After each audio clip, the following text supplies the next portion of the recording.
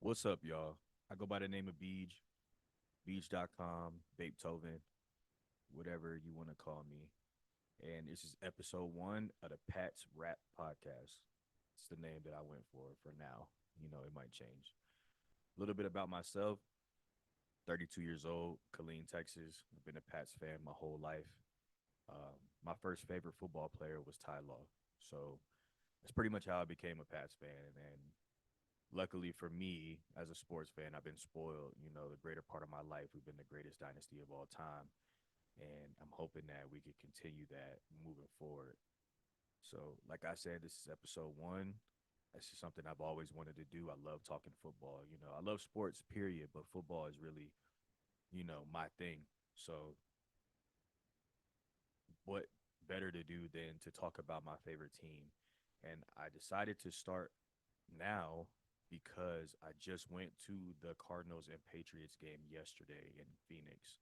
So what better time than now to get started after going to a live game? So I just have a couple of quick points that I want to hit. It's going to be a short episode this go around, and I'll continue to pump these out after the games on Sundays or whenever the games are. I will record an episode immediately following and post it the next day. That's my plan. So thanks for tuning in, and let's get right into it. Your New England Patriots are terrible. And I've been watching it on TV this whole season, and after every game, we leave saying the same thing. Man, we're terrible, but we got our quarterback. So that's the first thing I want to talk about is our quarterback. So yesterday's game was extremely frustrating to see in person. I told my friend, I went with my best friend to the game, and I told him time and time again, it's like having a Ferrari, a brand new Ferrari, in the middle of a trash dump. He's the only good player on offense, and it's really frustrating. And our offensive coordinator, Alex Van Pelt, doesn't really call the game to his strengths. It's a lot of 5 yard outs, quick hitters to the tight ends, and that's fine. I understand that that's a big part of the West Coast offense, but we got mini Josh Allen here, man. Like, yeah, obviously, yeah, get him started with some of the easy ones, but attack downfield. Let him throw the ball. He's got a cannon, man. He's accurate. So I don't really understand why we call the game so conservative. Um, Drake May had a solid game though. It wasn't his best game. It wasn't his worst game. A lot of his stats, the game was already out of hand. When he got a lot of his stats. I want to say he went. Let me pull up the numbers here. He went 19 of 23, so amazing completion percentage for 202, a touchdown, and an interception that wasn't his fault. The 10.6 yards per attempt is misleading because from when I was watching the game, everything was 5 yard throws, 5 6 yard throws. He had Ramondre had a big play. Kendrick Bourne obviously had the biggest play of the game. Kayshawn Booty had a pretty big catch. Austin Hooper down the scene had a good catch, but other than that, everything was short, is extremely quick, and that is why we couldn't really move the ball. And then with penalties, we kept finding ourselves behind the chains. So, like I said, I think he had a solid game. Wasn't his best, wasn't his worst. He wasn't spectacular. And at this point, I think we need to start seeing some spectacular down the stretch. If we're going to lose every game for the rest of the year, so 3 wins is what we have, and that's just what we're going to have. So, why not let the kid be spectacular? Why not just give him free reign to just do whatever he wants to do? That's what I would do as an offensive coordinator at this point. I know you don't want to get the kid hurt, but he's a big kid, big guy. Like he's 6'5", 225, or whatever he may be. I think he's going to be okay. I know we had the concussion scare, but he played the next week, so I don't think he's going to get killed out there, especially this late in the season. Um, I think the play calling is conservative based on talent, receiver, and offensive line, and I get it, but at this point of the season, just try. Just try to be aggressive. Try to see what the kid can do. If he goes out there and he's throwing the ball down the field and he's got like he might throw 2 picks, but he's throwing the ball 20 plus yards down the field time and time again. I'm okay with that as a fan because we're not supposed to win. We're not good. So we might as well just let him ball out, do whatever the hell he wants. Let him call the game based on what he sees. Give him some things to check in and out of. I know he checks into run sometimes, but that's what he's coached to do. But let the kid ball, man. That's my message to the coaching staff. It's over. The season's over. Let the kid ball. Win, lose, or draw, we're gonna have a top 5 pick. And I'm hoping it's Travis Hunter, but you never know. So that's my take on Drake May. It was amazing to see him live. He has a live arm. It's accurate. He throws the ball very well. So I was impressed to see the kid in person. Um, I want to talk about the defense now. My entire life as a Patriots fan, we have had amazing defenses. And early in the dynasty, it was a lot of big names. So obviously the defense was going to be good. But for a lot of those years, it was just people that Belichick just found and had them doing what he wanted them to do, which led to great defenses. This defense, I don't know if it's coaching. I don't even want to blame Covington, but it's it's bend and break. They do both.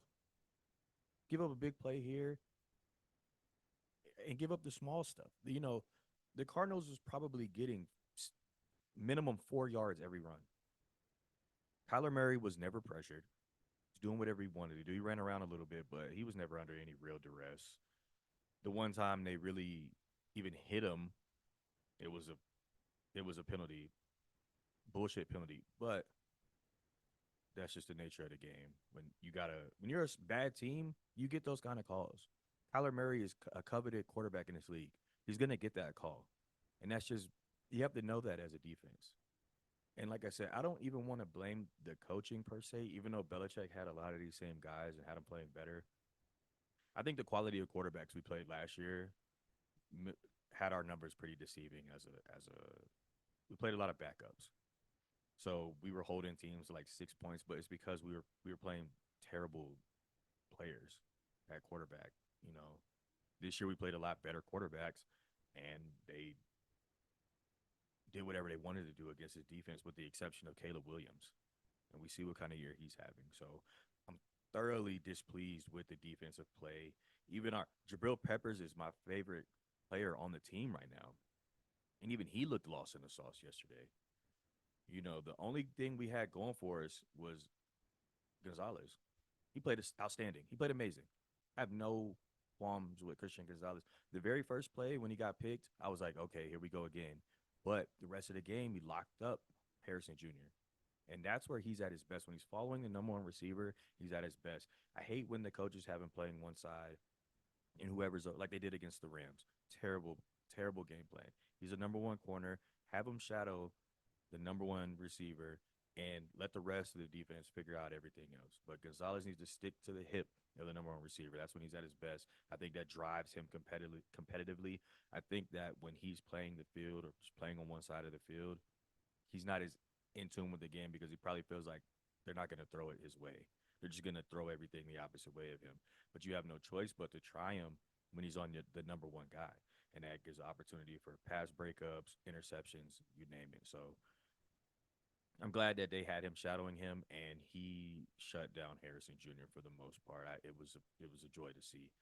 You know, cornerback is my favorite position my whole life. Like I said, Ty Law is my favorite first player, and we've had Gilmore, Malcolm Butler, Darrell Revis. We've always kept a good number one corner, and I've always loved that about Belichick is he always developed at least one number one corner. So, on top of it being my favorite team, he always emphasized my favorite position. So it made me love the Patriots even more. The next thing I want to get into is the offensive line. It's not like Drake May's not getting sacked a bunch, but he's still getting pressured. And the pressure is coming almost exclusively from the left side. The center, Ben Brown, I mean, he is what he is. Nobody even knew who that guy was prior to him starting these games for us. Layden Robinson, he's a rookie from Texas A&M. Look, I'm a Texas a University of Texas fan, so by default, I don't even root for nobody that goes to Texas A&M.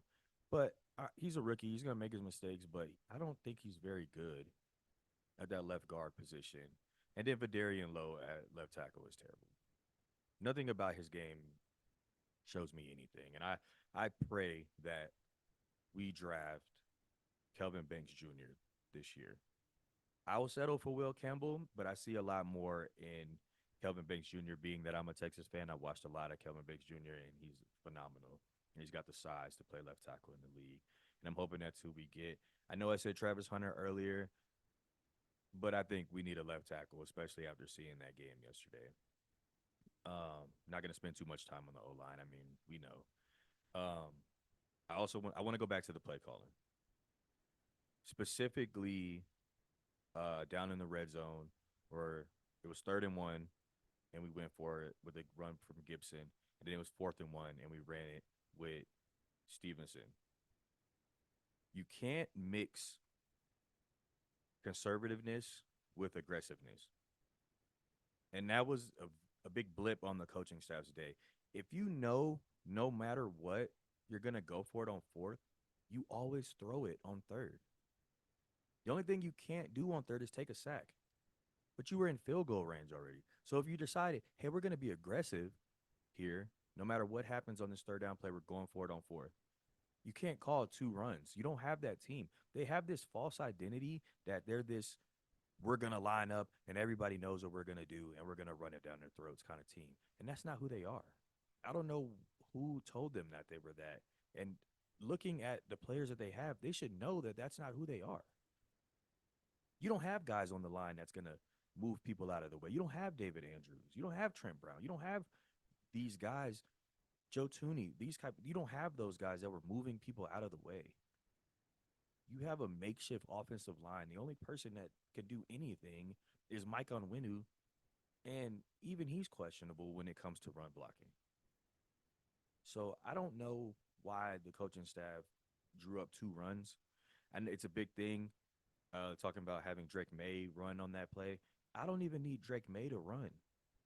I just want you to go full on aggression. If it's 3rd and 1 and you know you're going to go for it on 4th, give Drake he had easy throws all game.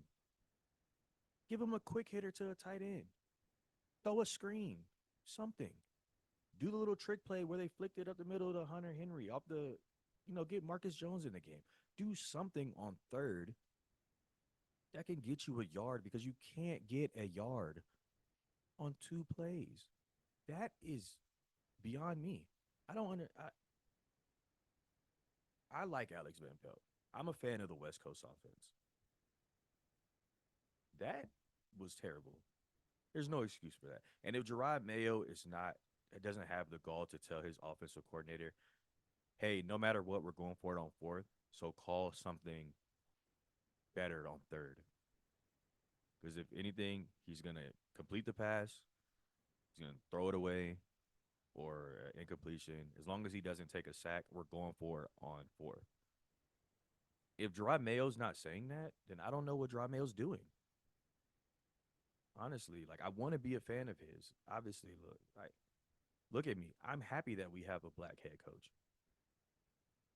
But I need to see more tenaciousness from Gerard Mayo. It's too chill, it's too mellow on the field, and it's not enough. He's not Belichick. Belichick didn't have to show any emotion because Belichick was 70 years old. Gerard Mayo's a couple years older than me. Get hyped, man. Get into it with the game. Yell at the refs. Do something. Hype your guys up, man. Go talk to the defense and let them know, hey, get y'all asses out there and make plays. That's what the head coach. That's the he gets a lot of comparison to Dan Campbell because of how Dan Campbell's first year went. Dan Campbell is out there screaming, yelling, talking to the offense, talking to the defense, getting guys ready to go, riled up on the field. Seems like everything Gerard Mayo does is in the background. I don't know if he thinks he's still a player. But even was a player, go talk to the guys, man. Get them ready to go. Get them motivated. I was watching him on the sideline. He's just pacing back and forth, watching the game. Okay, cool, man. You don't have to watch every second of the game. There's film. Go sit down with the defense. Go help out Covington, man. Go to Van Pelt and say, this is what we're doing, and this is what I want you to do. Call a pass on third because we're going for it on fourth. That's the type of aggression that I want to see down the stretch for this team. And I'm not seeing it. And I don't know why. I don't know if Drop Mayo's conservative because he's a defensive coach. Alex Van Pelt is an old school West Coast guy, so I don't know if he's conservative. But it's bad. It's a terrible identity for the team, and I hate it. You can't mix being conservative with being aggressive.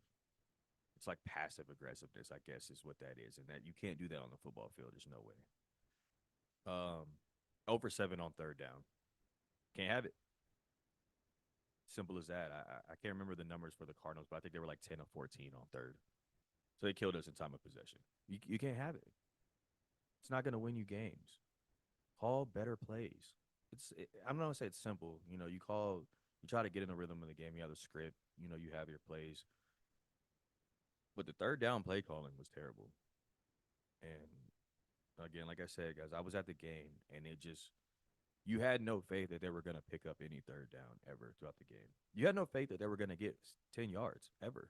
When they did, it was surprising. They talked about getting the young guys involved over the bye. The young guys didn't do anything. Javon Baker didn't do anything. Jalen Polk, I'm going to save that for another episode. Jalen Polk, look, he's from Lufkin, Texas. I want to root for him, but I don't know how he can't carve a roll out on a team with no receivers. How can you not beat out Kayshawn Booty for catches? Like, I understand DeMario is quicker, but dude, you're 6'2". You're a bigger receiver. You can't beat out these makeshift receivers that we have. Kendrick Bourne's not Justin Jefferson. So how are you did we overdraft? Did we scout wrong? Because he's a second round pick. He went before Lad McConkey. How can you not carve out a role on this team? What is happening to where you can't go out there and get open on these quick plays? They can't even scheme the guy open. So I don't know what's going on, but like I said, they preached that the young guys were going to play. No, I didn't see Cole Strange at all. Maybe I missed it, but I didn't see Cole Strange. On defense, Marte Mapu was a healthy scratch. Like I said, Javon Baker was out with a concussion. Jaheim Bell only played special teams. He made a good tackle, but I'd like to see him on offense. He's a gadget guy. The young guys didn't play. And that goes more towards this conservativeness that the team has, and it's terrible. Because if you're gonna say we're gonna play the young guys, then you live and die with the young guys. Get Jalen Polk 10 targets. See what you have.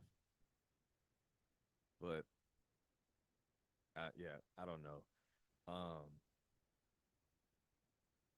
They talked a lot about when they showed the crafts on the screen and they were or they could read their lips, and they were saying like the offensive play calling has been terrible. They looked visibly displeased. That's not good, because we saw those same looks in Germany last year when they played the Colts, when Mac Jones threw the worst interception I might have ever seen in my life. That game and those looks got Bill Belichick fired. And we saw those looks again. And I think they're going to ride with Dry Mayo, but like I said, the last time we saw those looks on TV, Bill Belichick was gone. The greatest coach of all time. So I'm just going to wrap it up with some overall thoughts on the game, thoughts on the team. Like I said, I went to the game.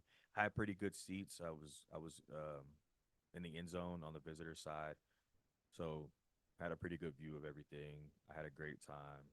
Like I said, with my best friend, and it made me want to go to more games. Honestly, I love the experience. Their stadium is excellent. I want to travel. A lot of Pats fans were there in Arizona too, man. I was so surprised. I probably dapped up 100 plus people saying "Go Pats." They were everywhere. So the fans travel well for this team, even though we're bad. And yeah, I mean, like I said, it was a great experience. I wore this jersey. This is the Patriots Bathe and Ape collaboration. Um, Not sponsored.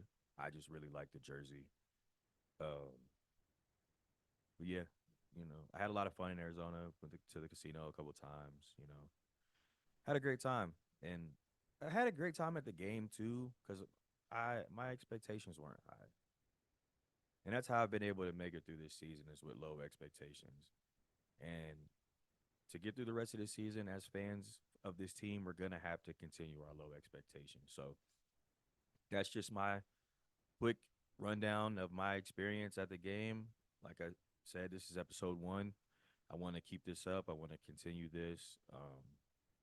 I I want to talk, NFL wide. It's going to be very Patriots based, but I want to talk NFL wide. I want to talk NBA once the NBA starts getting serious. I want to bring my friends on and we have conversations about the team. I have a couple of Patriots fans, or bring on when we have matchups against certain teams, bring on some guests. Once we get into the off season, obviously it's going to be very off season heavy. We have a lot of cap space to spend, so I'm going to be monitoring that very heavy. Um, I do wish I could have started this earlier in the season, but I felt like it was no better time than after going to the game and being able to see the team live. So thank y'all all for tuning in. Beej.com, Beej, Beethoven, whatever you want to call me. This is Pat's Rap Podcast, and thanks for coming out. Deuce.